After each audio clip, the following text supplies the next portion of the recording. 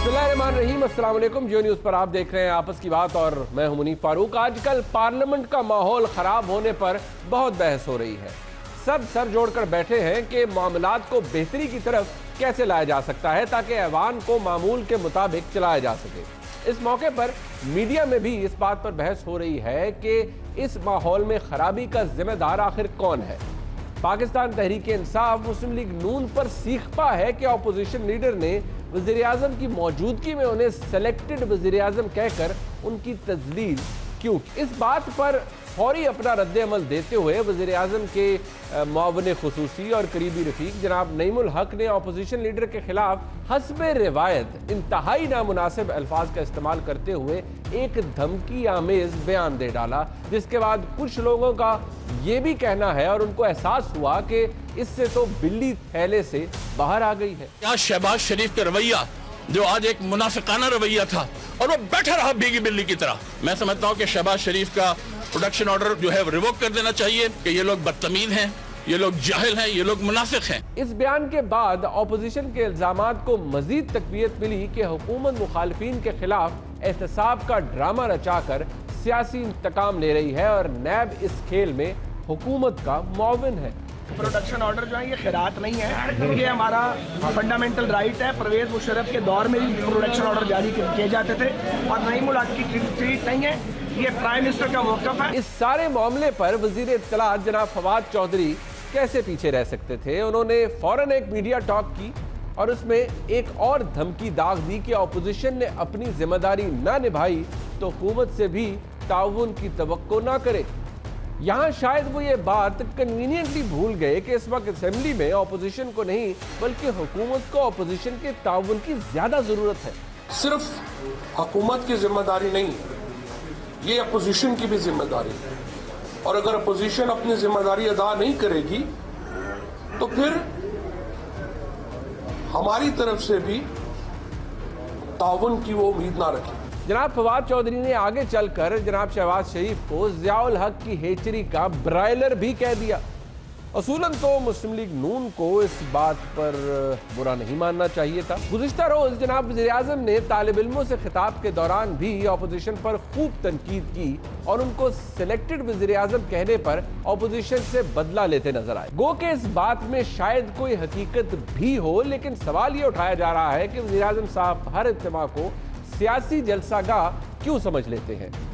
चाहे कतर में पाकिस्तानियों से खिताब हो या स्टूडेंट्स कन्वेंशन, आप इन मौक़ों को अपने ज़ाती स्कोर सेटल करने के लिए क्यों इस्तेमाल करते हैं।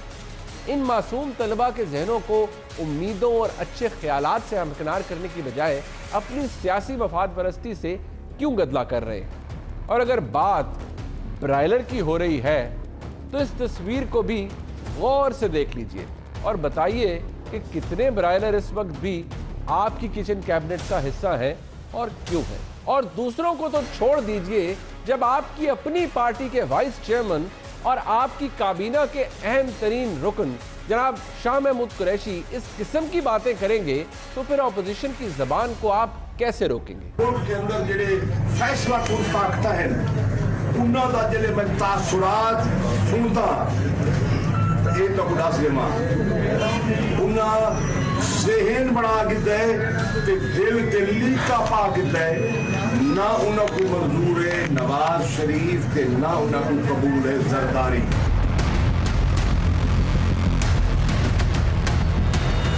बहुत अहम है सवाल करना ऐसे मामलात के ऊपर और इस तरह के बयानात जो कि अभी आपने देखे, जब हुकूमती जमात के बहुत ही जिम्मेदार शख्सियात देती हैं तो फिर खुद ब खुद ही सवालात खड़े हो जाते हैं। लेकिन बात क्योंकि शुरू हुई थी कि पार्लियामान का माहौल कैसे बेहतर होगा, इस पर भी बात की जाएगी। वज़ीर-ए-आज़म जो फरमा रहे थे गुज़िश्ता रोज़ पाकिस्तान तहरीक इंसाफ की स्ट्रगल के हवाले से, उस पर भी बात होगी और जो जनाब शाह महमूद कुरैशी साहब ने फरमाया बात उस पर भी होगी। मेरे साथ मौजूद हैं जनाब हुमायूं अख्तर खान साहब पाकिस्तान तहरीक इंसाफ की नुमाइंदगी के लिए, हुमायूं साहब आपका, जनाब मियाँ जावेद लतीफ़ साहब MNA है पाकिस्तान मुस्लिम लीग नून से, इनके साथ क्योंकि अपोजिशन में है तो हमदर्दी सबकी होती है, और जनाब चौधरी मंजूर साहब मरकजी रहनुमा पाकिस्तान पीपल्स पार्टी मुझे ज्वाइन करें लाहौर से। चौधरी साहब आपका भी बहुत शुक्रिया मैं हमारे साहब, हुकूमत आपकी है, लेकिन आपने जो जिसे कहा जाता है ना इस वक्त तोपों के धाने वो मुस्लिम लीग नून पर हैं, लीडर ऑफ द ऑपोजिशन यानी कि जमात से हैं। मियां साहब आपसे बात शुरू कर लेते हैं। आपने असेंबली चलने देनी है नहीं चलने देनी?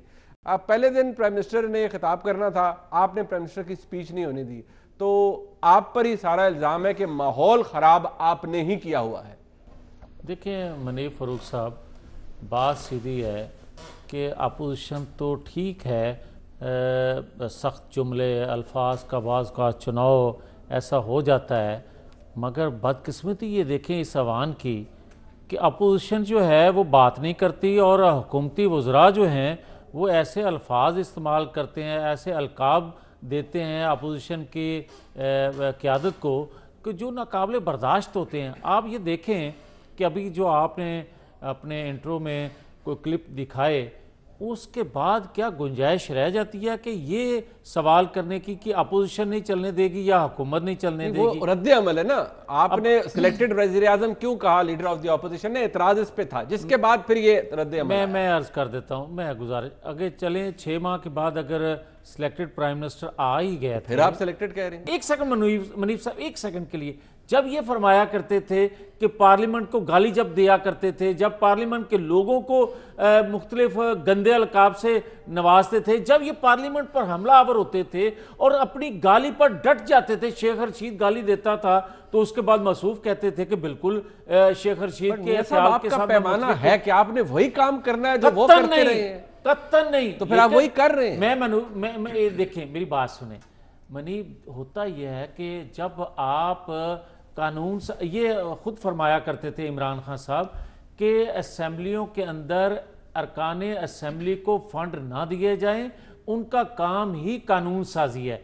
अब मुझे ये बताएं कि क्या शरीयत से जो इनको मांगी तांगी मिली हुई है, क्या इससे कानून साजी मुमकिन इनके लिए होगी? एक दूसरा मुझे ये बताएं कि आपने नईमुल हक का भी जिक्र किया।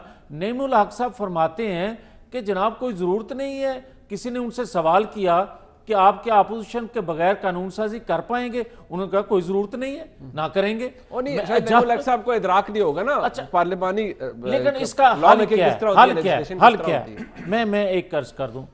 देखें मनीब, अगर तो हुकूमत ने पार्लिमानी निज़ाम को चलाना है, अगर तो ये वाकई ही मुंतखब होकर आए हैं, तो इनको इस चीज़ का अदराक होगा कि लोगों ने इनको किस लिए मुंतखब किया।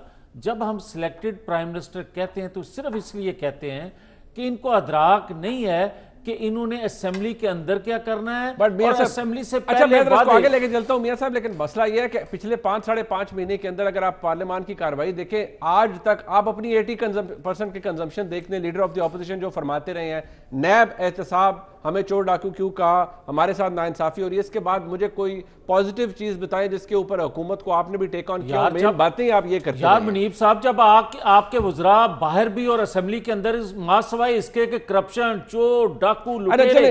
अच्छा एक सेकंड सर, उनकी बात एक जुमला मुनीब साहब इस हवाले, जब जिस जमात की बुनियाद झूठ पर हो, जिस जमात की कैंपेन झूठे वादों पर हो, और जब असेंबली उनकी हुकूमत बन जाए तो फिर भी वो यही समझे कि झूठे वादे कर करके जो हम करते रहते, ये परफॉर्मेंस नहीं है। अच्छा, मुझे ये बताएं कि इन्होंने 5 साल में किया क्या है? अच्छा नहीं, बात ये है 5 साल तो 5 महीने हुए हैं। 5 माह में बहुत जल्दी है, 5 माह में बहुत जल्दी है क्या? और 5 साल खैबर पख्तूनख्वा में क्या किया? मैं चौधरी साहब के बात जाता हूँ। चौधरी साहब, बात ये है कि चले औरतों से तो एतराज से ही, लेकिन फवाद चौधरी साहब वफाकी वज़ीर इत्तलात है, उन्होंने इनके कायदीन को ज़ियाउल हक साहब का कहा कि ये उनकी हेचरी के ब्रायलर हैं।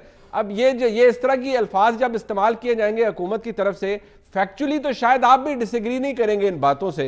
मेरे ख्याल में उसका फॉर्म खराब है, ऐसा कहना नहीं चाहिए था। मैं गुजारिश करूं मुनीब साहब, ये बात वो कहे जो खुद कभी ना रहा हो। सही, तो वो पत्थर बंदा मारे जिसने खुद कभी ऐसा काम ना किया हो। लेकिन मैं एक और तरफ इशारा दिलाना चाहता हूँ। मसलन मैं हमेशा इमरान खान को इसलिए मार्जिन देता हूँ कि बहुत सारे इश्यूज पे उनका नॉलेज नहीं है। क्योंकि देखिए ना, मैंने फर्स्ट ईयर से लेकर सियासत की हुमायूं खान साहब को हम देख रहे हैं लंबे अरसे से पॉलिटिक्स कर रहे हैं, मियाँ साहब स्टूडेंट पॉलिटिक्स से कर रहे हैं, तो हमारे पास सियासत का नॉलेज होता है, बाकी चीज़ों का नॉलेज होता है। खान साहब के पास नहीं है, मसलन मज़हब का नॉलेज नहीं है। उन्होंने जो सीरत कॉन्फ्रेंस पे कहा था, हज़रत ईसा अलैहिस्सलाम के मुतल्लिक़ कह दिया। मुइशत पे नॉलेज नहीं है, फिलॉसफी पे नहीं है, बाकी चीज़ों पे नहीं है। लेकिन जो हालिया तारीख है उस पर तो ना वो मिसगाइड करें या झूठ ना बोले। मतलब भुट्टो साहब के बारे में कहा, उन्हें इतना नहीं पता कि भुट्टो साहब ने सिकंदर मिर्जा के साथ स्टार्ट किया था, और अयूब खान जो थे वो सिकंदर मिर्जा की, अयूब खान और भुट्टो साहब दोनों काबीना के मेंबर थे। वो वजीर दिफा थे और भुट्टो साहब जो नेचुरल रिसोर्सेस के, कुदरती वसाइल के वजीर थे। तो जब वो सिकंदर मिर्जा को उन्होंने हटाया तो उन्होंने खुद भुट्टो साहब से रिक्वेस्ट की कि आप मेरे साथ कंटिन्यू रखें, चूंकि उन्होंने देखा था। फिर भुट्टो साहब ने वहां से इस्तीफा देकर बतौर वजीर खारजा, और वो 8 साल वजीर खारजा नहीं रहे, वो 8 साल मुख्तलिफ वजारतों में रहे। तो फिर उसके बाद उन्होंने उसी के खिलाफ, उसी डिक्टेटर के खिलाफ जिदोजहद की, उसकी हुकूमत को गिराया, फिर इलेक्शन हुआ, इलेक्शन जीते और फिर प्राइम मिनिस्टर बने। दूसरी बात यह है कि देखिए ये जो बातें कर रहे हैं, ये देखिए ना, हुमायूं अख्तर साहब हैं, इनका बड़ा एक्सपीरियंस है, इन्होंने मियाँ शहबाज शरीफ के साथ भी काम किया, मियाँ नवाज शरीफ साहब के साथ भी काम किया, इन्होंने क्यू लीग में भी बहुत सीनियर है। ये तो वजीर आजम बनते बनते रह गए थे, मेरे सामने की बात है। बिल्कुल इनके खिलाफ उस वक्त साजिश हुई, चौधरी के साथ भी काम किया। मुझे ये बताएं कि जो लैंग्वेज अब हुकूमत इस्तेमाल कर रही है, अगर चॉइस साहब कह रहे हैं कि हुकूमत पोजीशन तावन नहीं करेंगी तो हम भी नहीं करेंगे, तो इसका मतलब क्या है कि वो असेंबली नहीं चलाना चाहते, और अगर असेंबली नहीं चलाना चाहते तो किसको नुकसान है? सही है, किसका इसका या लोगों का होगा या हुकूमत का होगा? ठीक है। देखो मैं सर जरा इसको आगे लेकर चलता हूं। मैं आपकी बात को हुमायूं साहब के सामने रखता हूं। हुमायूं साहब देखिए, आपका तर्ज अमल क्या है, आप बात किस तरह से करते हैं? इल्ज़ाम पाकिस्तान तहरीके इंसाफ पर यही रहा है और तनकीद भी होती रही कि सियासत के अंदर जो बदतमीजी का एलिमेंट है वो तहरीके इंसाफ लेकर आई। ये पीपल्स पार्टी भी कहती रही, मुस्लिम लीग नून भी कहती रही, बट अब आपकी गवर्नमेंट है। जब गवर्नमेंट इस तरह से बिहेव करेगी तो आपके सामने देखिए मिलिट्री कोर्ट्स का मामला है और 10,000 ऐसे मामलात हैं जिनके ऊपर ऑपोजिशन की जरूरत पड़ेगी, लेकिन कोई कंस्ट्रक्टिव बात हो नहीं रही। अभी तक तो यही समझ नहीं आ रहा कि पार्लियामेंट का इजलास होता है तो उसका आउटकम क्या होता है। हम एक तरफ से चोर डाकू की बात आती है, दूसरी तरफ से ये बात आती है कि एहतसाब एक तरह से नहीं हो रहा। तो हुकूमत क्या मैच्योर तरीके से कॉन्डक्ट कर रही है खुद को हुमायूं साहब? अगर नहीं कर रही तो कब करेगी? देखिए मुनीब, मैंने 88 से असेंबलीज देखी हैं, और आपको ये सुन के हैरानी होगी कि मैंने इससे ज़्यादा बुरे हालात असेंबली में देखे हैं, असेंबली के फ्लोर्स में देखे हैं, असेंबली में मार कुटाई देखी है, असेंबली के कॉरिडोर्स में मार कुटाई देखी है। मैं इसको कंडोन नहीं कर रहा, ये मुनासिब चीज़ें नहीं हैं, लेकिन आई थिंक कि हम इसको बहुत ज़्यादा एग्जैजरेट कर रहे हैं कि पता नहीं क्या हो गया है। मेरी ज़ाती ये ख्याल है कि ये मामलात सेटल होने शुरू होंगे, और आपने देखा है कि फाइनेंस बिल्स तो अब 2 दफ़ा पेश हुए हैं और असेंबली से गुजरे हैं।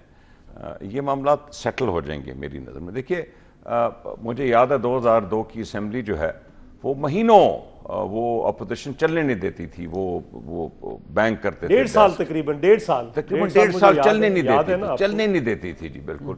उसके बाद फाइनली कोई 17वीं तरमीम आई और कोई मामलात हुए और फिर आगे बढ़े, और अच्छा कि वो दौर अच्छा वाला इकोनॉमिकली जो है वो कामयाब दौर रहा, बड़ी लेजिस्लेशन उसमें पास हुई। तो मैं इसमें बहुत ज़्यादा फिक्र नहीं करूँगा, लेकिन मैं बार बार ये कहता हूँ जी कि पीटीआई को एक क्रेडिट आप ज़रूर दें कि वो नौजवान नस्ल को सियासत के दायरे में लाई है और पढ़े लिखे लोगों को, और वो पहली दफ़ा इलेक्ट हुए हैं और पहली दफ़ा असेंबलियों में आए हैं और पहली दफ़ा काबीनों में आए हैं।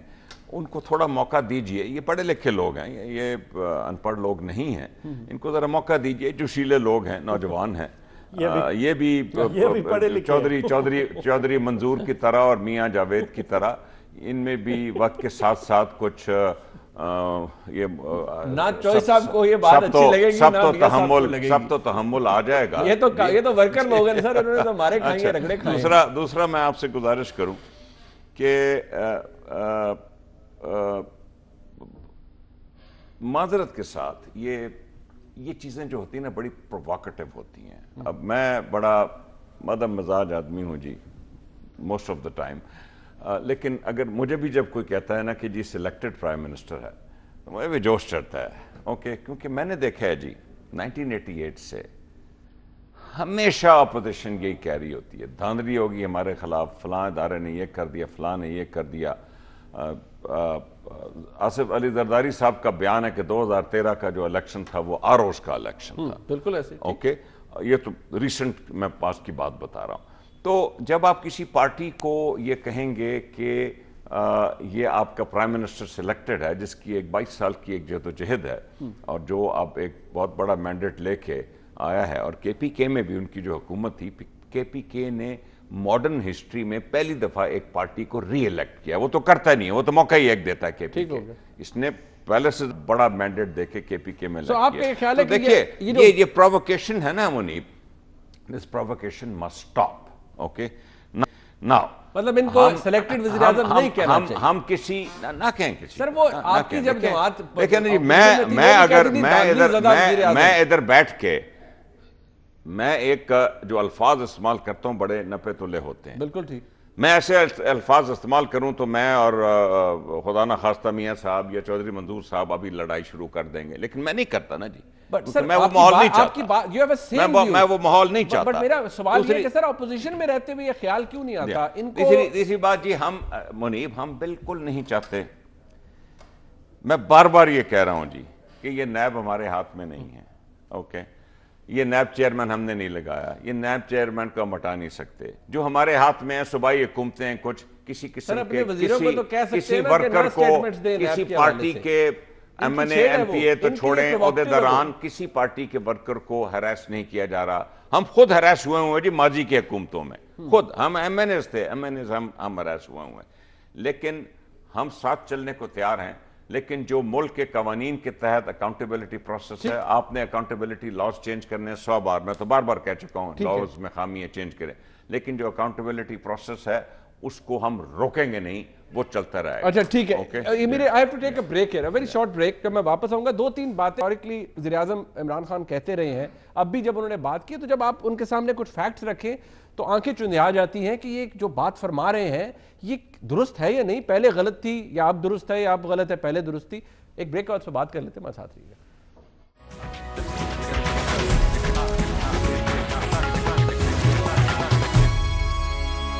हमारे साहब वज़ीर-ए-आज़म कल भी जब कॉन्वोकेशन में थे वो फरमा रहे थे लोगों को हैंड पिक्ड होते हैं, लोगों को बना दिया गया, किसी को वज़ीर-ए-आज़म बना दिया गया। ठीक है, उन्होंने हिस्टोरिकली बहुत सी जिस तरह से इलेक्शन को मैनेज किया जाता था उन्होंने उसका हवाला दिया, और उन्होंने कहा कि स्ट्रगल इन लोगों ने नहीं की, स्ट्रगल की बड़ी अहमियत है। फेयर इनफ, इमरान खान साहब की स्ट्रगल सबके सामने है, लेकिन ताजुब की बात ज़रूर है कि जब मेरे जैसा आम आदमी वो थोड़ा देखता है, फ़ोन करता है, पूछता है कि जनाब पंजाब के वज़ीर आला हैं जनाब उस्मान बुज़दार कि उनकी पाकिस्तान तहरीक इंसाफ के लिए क्या स्ट्रगल है, तो मुझे खुद समझ नहीं आती कि उनकी क्या स्ट्रगल है, क्योंकि इलेक्शन से चंद महीने पहले वो पाकिस्तान तहरीक इंसाफ में शामिल होते हैं। फिर ये कहा जाता है कि वो बहुत ब्रिलियंट आदमी है, जिस घर के अंदर वो रहते हैं वहाँ बिजली नहीं थी, उनको सही पता है कि वहाँ एहसास महरूमी क्या होता है, वो उसका शिकार रहे हैं खुद भी, और इसीलिए वो अच्छा डिलीवर करेंगे। जब पता किया जाता है तो जिस घर के अंदर बिजली नहीं है उसके अंदर जो शायद वो कई सालों से गए नहीं हैं।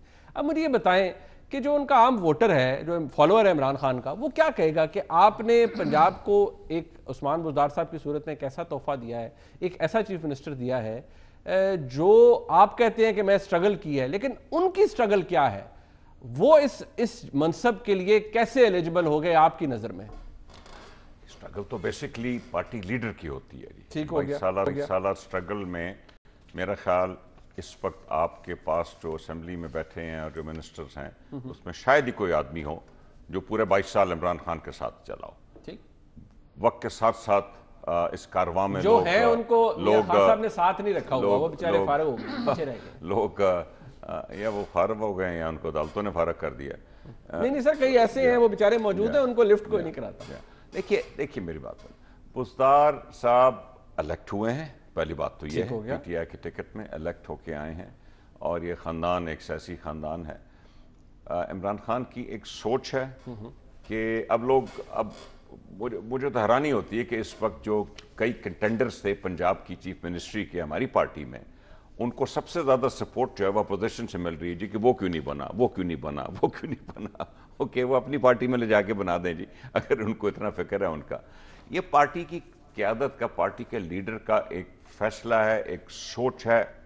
अंडर प्रिविलेज इलाका है साउथ पंजाब, इसको सूबा बनाने की डिमांड तकरीबन हर पार्टी पंजाब कर रही के है, हर पार्टी डिमांड कर रही है, पीएमएलएन डिमांड कर रही है, पीपल्स अब पार्टी ये डिमांड कर रही है। ये वो असेसमेंट है जो हम डिमांड पंजाब कर रहे की हैं। हुकूमत ने खुद करवाई है सर। अब आपको 20 से ज्यादा वजारतें बहुत अच्छी बात है, बहुत अच्छी बात है। कम से कम चीफ मिनिस्टर ने अपने, मैं समझता हूँ कि पंजाब की काबीना बड़ी एक्सपीरियंस काबीना है, मैं समझता हूँ कि पंजाब की ब्यूरोक्रेटिक लेकिन पंजाब का चीफ मिनिस्टर ने एक अकाउंटेबिलिटी का प्रोसेस तो शुरू किया है कारकर्दगी के लिहाज से। बिल्कुल सर उसका कोई फायदा भी तो होना चाहिए, आपकी तसल्ली गैर तसल्ली बात से फारग करें। इमरान खान साहब का स्टैंडर्ड है, इब्तिदा हुई है कि फलां जो महकमा है वो सही कारकर्दगी नहीं कर रहा, उसको बुलाया जाएगा। अरे चले मुझे छोड़ दे सर, ऑब्जेक्टिव दिए जाएंगे सर, और उसकी कारकर्दगी सर इमरान खान साहब खुद क्या फरमाते रहे सुन ले, मुझे छोड़े सर, आप इमरान खान साहब की बात सुन ले।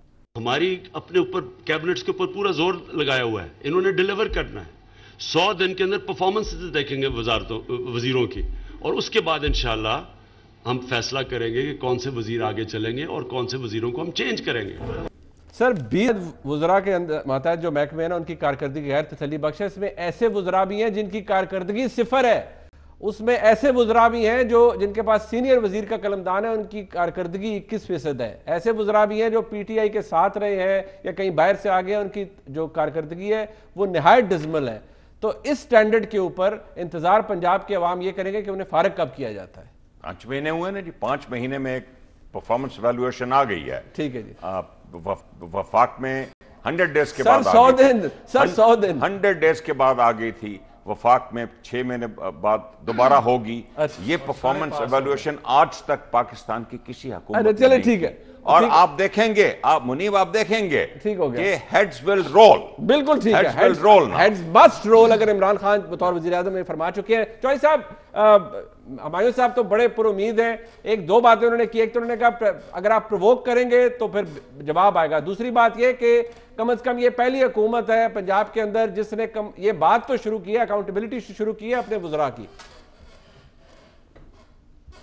नहीं, ये इससे पहले भी बहुत बार होता रहा है। बहुत बार भुट्टो साहब की जो कैबिनेट थी उसको ज़रा आप देखें, जो पंजाब की कैबिनेट थी, फिर उसमें तब्दीलियाँ होती थी, वज़ीर आला तब्दील होते थे, बहुत सारे लोग, बहुत सारी ऐसी चीज़ें हैं। और उन लोगों की उस वक्त की परफॉर्मेंस देखें, कैसे उन्होंने क्या क्या काम किए थे जो आज तक भी माइलस्टोन है।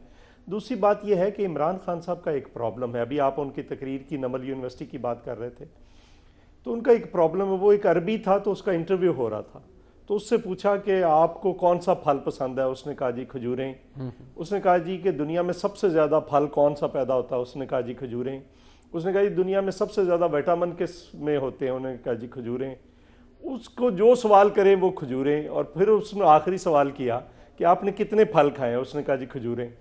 तो खान साहब को एक ही तकरीर आती है, वो खा आप नमल यूनिवर्सिटी में करा लें, वो खा आप करवा लें मतलब मलेशिया में करा लें, वो आपको बड़ी ज्यादती है। किधर वो अरबी होगा गरीब, आपने उसे कतर में करवा लें, जहाँ पे मर्जी, असेंबली में करवा लें, असेंबली में करवा लें, असेंबली में करवा लें या कंटेनर पे करवा लें, एक ही तकरीर आती है। चलो कम से कम ये खान साहब, हमायूं खान साहब साथ हैं कि कोई तकरीर लिख के देने वाला। और ये बात मैं नहीं कह रहा, ये फवाद चौधरी ने कहा था कि कोई तकरीर ही लिख कर देने वाला हो। अब चौधरी साहब से मैं गुजारिश करूंगा आप ही कुछ लिख दिया करें, उनको कुछ बता दिया करें। दूसरी बात यह है कि देखें, अभी खान साहब ने कहा जी उन्होंने 22 साल जिदोजहद की थी। मुझे तो एक जिदोजहद के लफ्ज़ पे भी एतराज़ है। हमीद गुल उनके मेंटोर थे, उन्होंने ये जमात बनाई थी, सबको पता है, वो एदी साहब का इंटरव्यू रिकॉर्ड पे है। तो उसके बाद क्या जिदोजहद की है जी, एक पार्टी बना देना। इस मुल्क में कई लोगों ने पार्टियां बनाई हुई हैं, 22 सालों में 22 दिन वो जेल नहीं जा सके। और जहां तक ये हमायूं खान साहब ने कहा जी कि जो जिदोजहद कुर्बानी है वो लीडर ही दिया करता है, कमिटमेंट उसकी नहीं। पाकिस्तान पीपल्स पार्टी, जुल्फकार अली भुट्टो शहीद हुए, 7 सैकड़ों लोग और फांसियों पे चढ़े, हजारों लोगों ने कोड़े खाए, लाखों लोग जेलों में गए। स्ट्रगल जो होती है वो इज्तिमाई होती है, मुआशरे को तब्दील करने की या किसी से लड़ने की। सो इसलिए कोई स्ट्रगल मुझे नहीं समझ आती कि क्या स्ट्रगल है, क्या विजन है। कोई विजन नहीं है, जो कुछ कहा है उसके उलट कर रहे हैं। आप कोई एक चीज उठाकर देख लें, कहा कि जो बाहर ऑफशोर कंपनियां बनाते हैं वो चोर और डाकू हैं, यहां से लूट कर लेकर गए हैं, फिर अपनी निकलाई नियाजी सर्विसेज निकलाई, फिर कहा कि जिन्होंने बाहर जायदादें बनाई हैं वो चोर और डाकू हैं, फिर अपनी बहन की निकलाई। अच्छा, ये अब जो कुछ कहा है उसके उलट कर रहे हैं। ठीक, ये जो एक बात के उलट कर रहे हैं। ठीक, मियां साहब, ये जरा कुरैशी साहब ने अब जो बात कही है, अब इसका जो आसान तर्जुमा है वो तो ये है कि फैसला कौन कुव्वतें जो है वो सिर्फ अवाम है जिन्होंने वोट दिया, उनको नहीं मंजूर, आप भी नहीं मंजूर, जरदारी साहब भी नहीं मंजूर। मैं एक गुजारिश करूं, अगर आप थोड़ा सा मुझे मौका दें। पहली बात तो ये है जॉय साहब, तुसी क्यों हंस रहे हो, मरवाओगे कि अगर पाकिस्तान बनने के बाद जागीरदाराना निज़ाम ख़त्म कर दिया जाता और आइन को तोड़ा ना जाता तो कभी ये इल्ज़ाम किसी पॉलिटिशियन पर ना लगता कि ये भुट्टो के ये अयूब खां के दौर में इसने सियासत का आगाज़ किया, ये ज़ियाउल हक के मार्शल में इसने आगाज़ किया। मगर बदकिस्मती ये रही कि क्योंकि मार्शल लगता रहा, किसी ने जाके अमेरिका, लंदन या चीन में तो सियासत का आगाज़ नहीं करना था। जहाँ तक इमरान खान की स्ट्रगल का तल्लक है तो वाक़यातन पाकिस्तान की हिस्ट्री में सबसे ज़्यादा स्ट्रगल इमरान खान ने किया है, क्योंकि इस तरह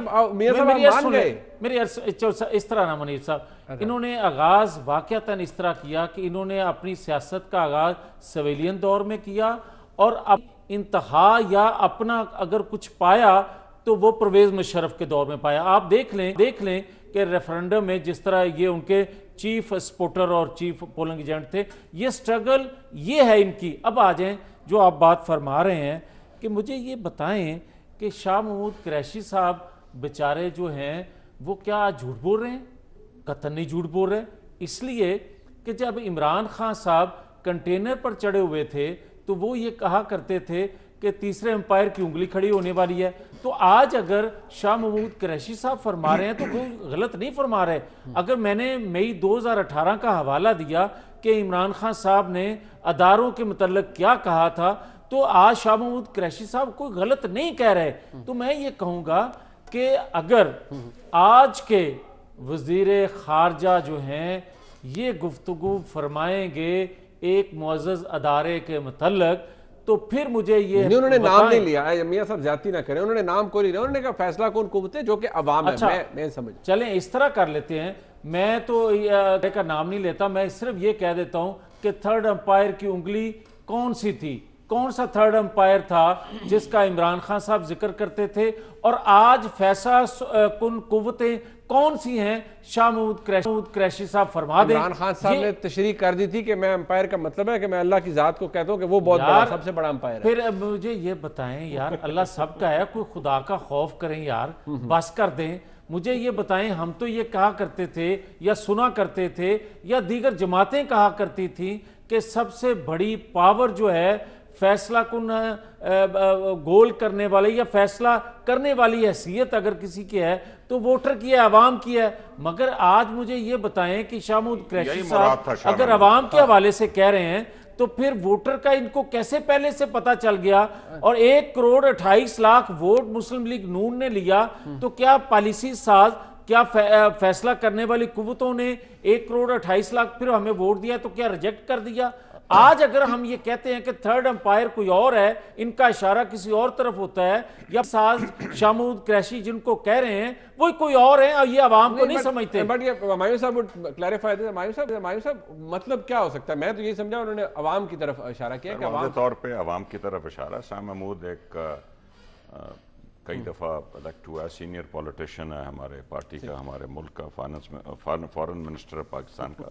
ऑब्वियसली उनका इशारा आवाम की तरफ है। मैं एक दो बातें मैं करना चाहता हूँ। देखिए, आप लोग जो कह रहे हैं कि जी हमारी पार्टी ने क्या है, हमारी पार्टी इस वक्त इतना भरपूर चेंज लाई है जी। आप देखिए, सऊदी अरेबिया बात नहीं कर रहा था, इधर आया है, $3 बिलियन दिया है, 3 बिलियन कॉल क्रेडिट दिया है, पता नहीं कितने बिलियन की इन्वेस्टमेंट आ रही है। यूएई आया है, 3 बिलियन डिपॉजिट दिया है, 3 बिलियन और क्रेडिट दिया है, पता नहीं कितने बिलियन की इन्वेस्टमेंट आ रही है।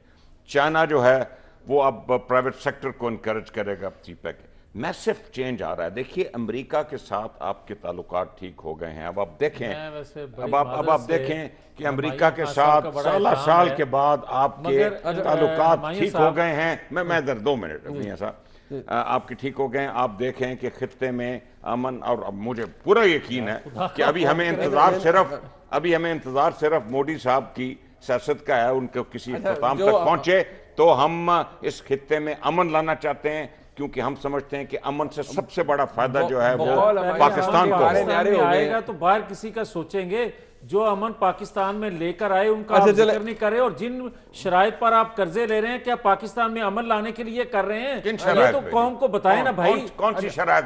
मुझे ये बताएं कि सऊदी अरब से या बाकी ममालिक से आपने किन शराइत पर कर्जे लिए हैं? कर्जा है नहीं, कौम को बताएंगे वो कर्जा नहीं है, वो भाई। आप मुझे ये बताएं, $1.5 अरब जब सऊदी अरब ने दिया था तो उस वक्त क्यों आप पूछते थे कि किन शराइत पर आप ले रहे हैं? आपको मालूम, सऊदी अरब ने जो आपको डॉलर दिया था वो उन्होंने पैसे दे दिए थे। ओके, आज ये जो है ये कर्जा नहीं है, ये एक स्टेट बैंक में डिपॉजिट है। इसने 1.5 साल है कि 3.25% सूद होगा। दैट्स द ओनली शर्त। ठीक है, और कोई शर्त नहीं। ये असेंबली में क्यों नहीं बता देते? अरे चले ठीक है, मैं बता देना चाहिए। मेरे ख्याल में नून ने बहुत बड़ी गलती की थी कि उस वक्त सऊदी अरेबिया की चीज असेंबली फ्लोर में डिस्कस की थी। ठीक है, उसी वजह से साला साल ताल्लुकात खराब रहे। कोई वजह है कि पाकिस्तान बाइकआउट कर रहे थे, इनकी ख्वाहिश पर हुई थी। फॉरेन जो हमारे कॉन्ट्रैक्ट्स हैं, जो फॉरेन हमारे ट्रीटीज हैं, वो हम काबीना में डिस्कस करते हैं, असेंबली के फ्लोर में नहीं डिस्कस। आपका बहुत शुक्रिया जनाब मियां जावेद लतीफ साहब हमारे साथ मौजूद थे। ब्रेक शामिल करते हैं, वापस आएंगे। मुस्लिम लीग नून ने आज अपनी तरफ से आईनी तरमीमी बिल तो पेश कर दिया है और कहा है कि भावलपुर सूबे की हैसियत भी बहाल की जाए, जनूबी पंजाब सूबा भी बनाया जाए, लेकिन इसके पीछे सियासत है, असल हकीकत क्या है, ब्रेक के बाद बात करेंगे। एहसान इकबाल साहब हमारे साथ होंगे।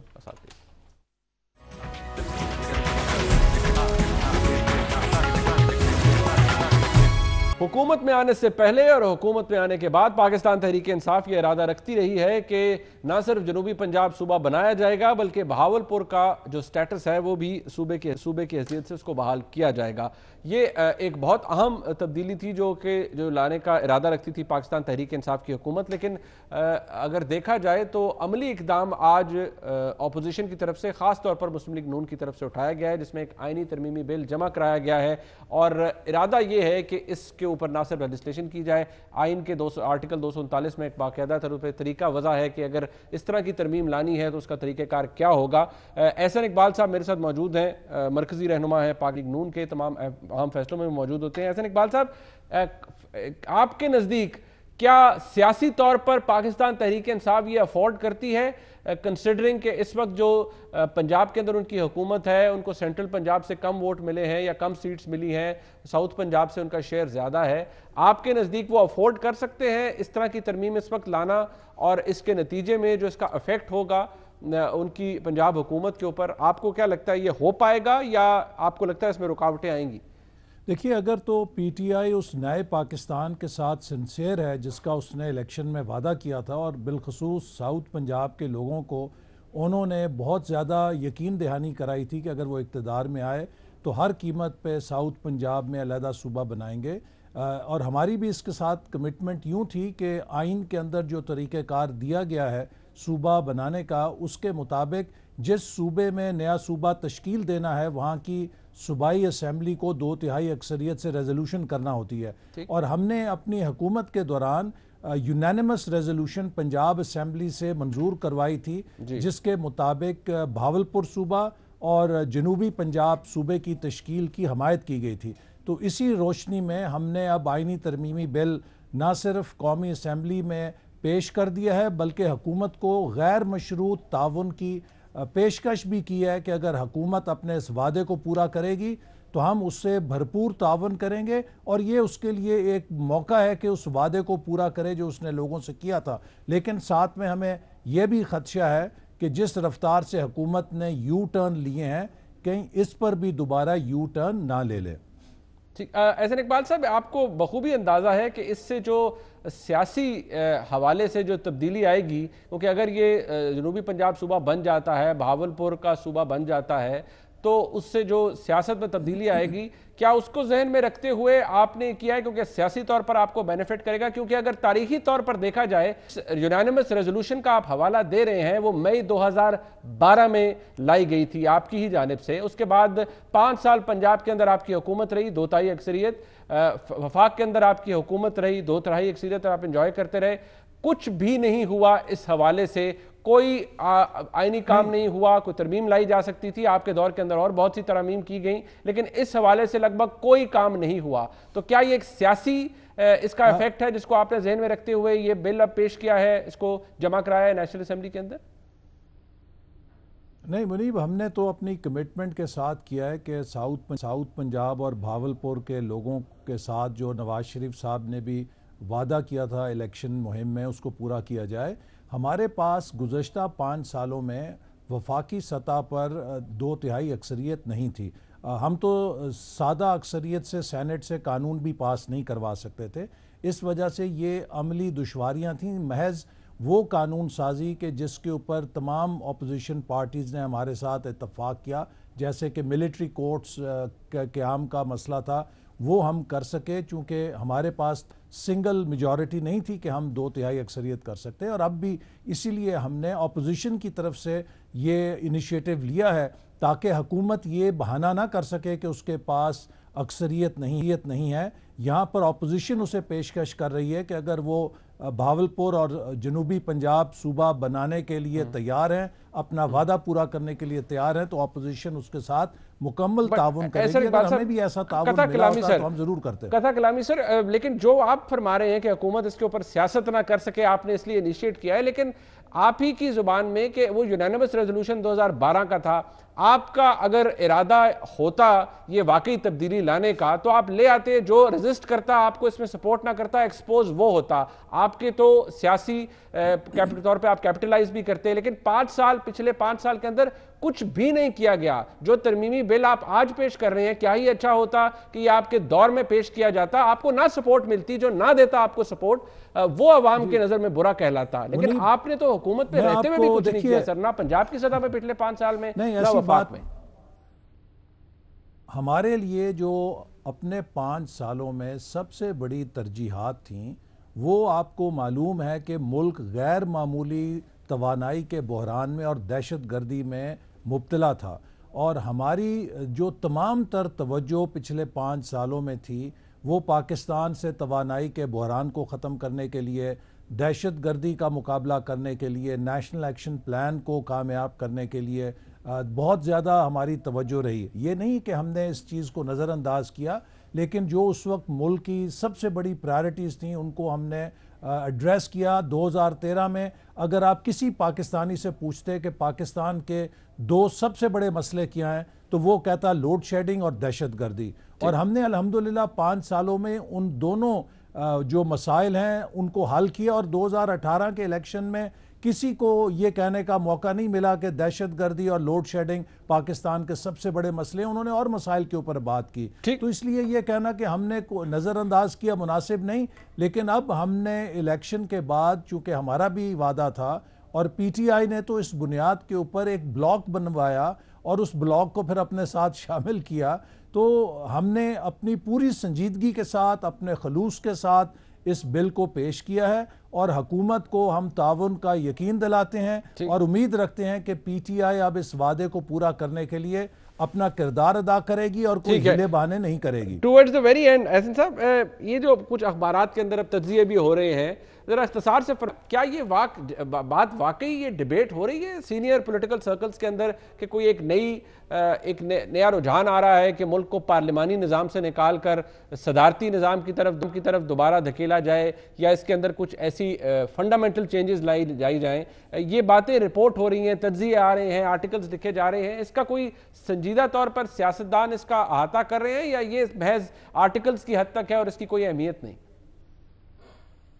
देखिए, ये फीलर्स छोड़े गए हैं इस्लामाबाद के अंदर, और आपके सहाफ़ी दोस्तों ने और सीनियर सहाफ़ी दोस्तों ने ही ये बात हम तक पहुंचाई है कि कुछ इस तरह का कुछ हलकों का ख्याल है कि सदारती निज़ाम पाकिस्तान में लाया जाए।